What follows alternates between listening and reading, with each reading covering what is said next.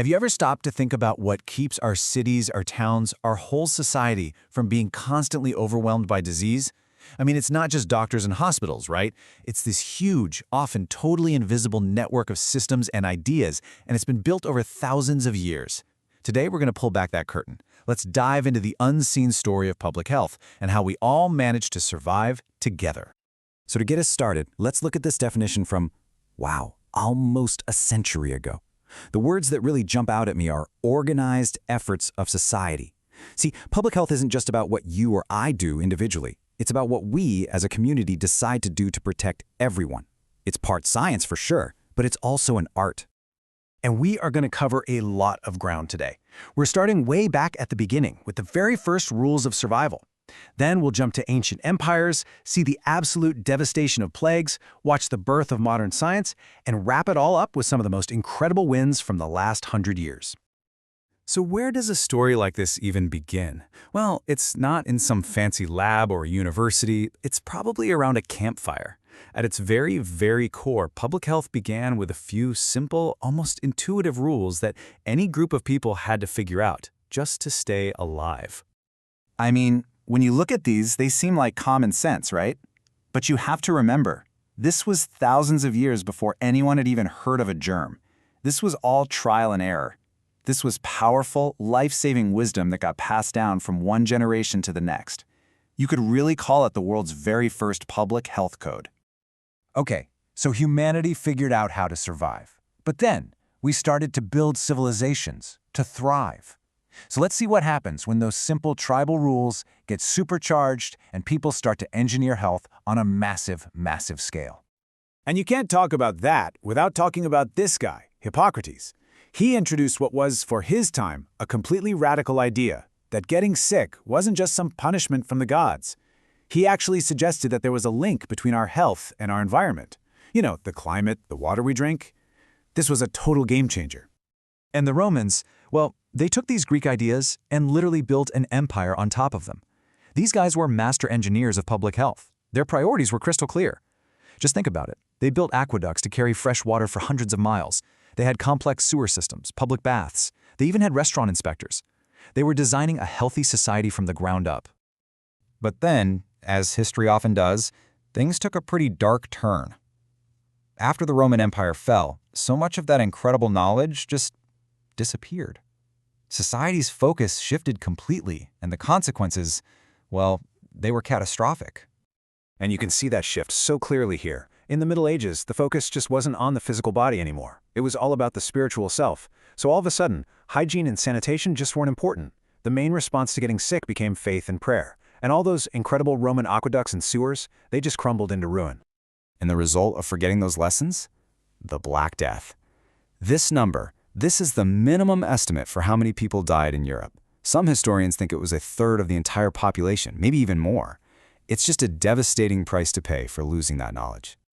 But you know, out of that unimaginable horror, a really crucial public health tool was reborn.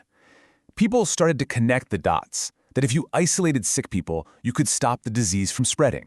The idea of holding ships in the harbor for 40 days, the 40 giorni.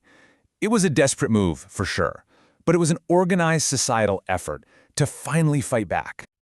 All right, now we're jumping forward to the 1800s, and this is really the climax of our whole story. This is the moment where science finally starts to catch up with centuries of observation, and it ignites the birth of modern public health as we know it. But first, things had to get even worse. The Industrial Revolution created these massive, sprawling cities, just packed with people living in absolute squalor. Disease was everywhere, and the life expectancy for a worker in England plummeted to a shocking 7 years. Just 7. The conditions were worse than they'd been 1,000 years earlier.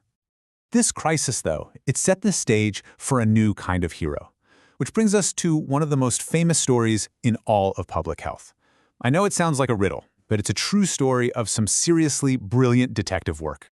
The man was Dr. John Snow. He didn't have a microscope. He had no idea what bacteria were, but what he did have was data. He painstakingly went around and mapped out where people were dying from cholera in London, and he saw this incredibly clear pattern. All the victims had one thing in common. They were all getting their water from the Broad Street pump. So what he did was so direct, so simple, but it completely changed the world. He went to the pump and he removed the handle. He cut off the source of the contaminated water. And just like that, the cholera epidemic in that neighborhood just stopped. That single act was basically the birth of epidemiology, the science of how we track and stop diseases. Now, Snow's work didn't happen in a vacuum. It was all part of this incredible wave of discovery. You had Edwin Chadwick writing reports that exposed the horrific conditions in the cities. Then Louis Pasteur comes along and finally proves that these tiny invisible germs are what cause disease. And then Robert Koch actually identifies the specific bacterium for cholera, proving Snow's theory right 20 years later. So, with germ theory finally established, public health had this powerful new foundation to build on. And the 20th century saw the whole field evolve dramatically. It went from just fighting microbes to tackling the very way we live our lives. And you can really see that evolution here, broken down into these phases. It started with just trying to control the environment. Basic sanitation, clean water. Then, the focus shifted to promoting individual health choices. Then, by the 60s, it moved again, this time to chronic diseases and lifestyle risks. And finally, to this ambitious goal of health equity for everyone on the planet. But of course, the fight against these massive infectious diseases didn't just go away. The 20th century brought its own terrifying challenges: the 1918 Spanish flu, the scourge of polio, and the HIV pandemic.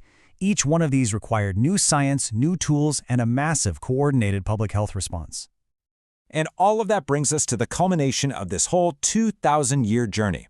Because despite all those challenges, the 20th century was a period of unbelievable success, so much so that the CDC calls these the 10 great public health achievements. Just take a look at this list. These aren't just ideas. They are things that have totally reshaped our world. Vaccination has saved millions upon millions of lives. We just take it for granted that our cars have seatbelts or that our workplaces have safety rules. These are all public health victories. And the list just keeps going with things that are so baked into our daily lives, we barely even notice them anymore. Safer food, incredible drops in infant mortality, fluoride in our water to prevent cavities, and the huge, monumental shift in recognizing the dangers of tobacco. Every single one of these has added years and quality to all of our lives. So, from ancient rules about clean water all the way to wiping out diseases from the face of the earth, the story of public health really is the story of human progress. And it leaves us with a really big question to think about. We've come so far. What's the next great challenge that we have to face and solve together?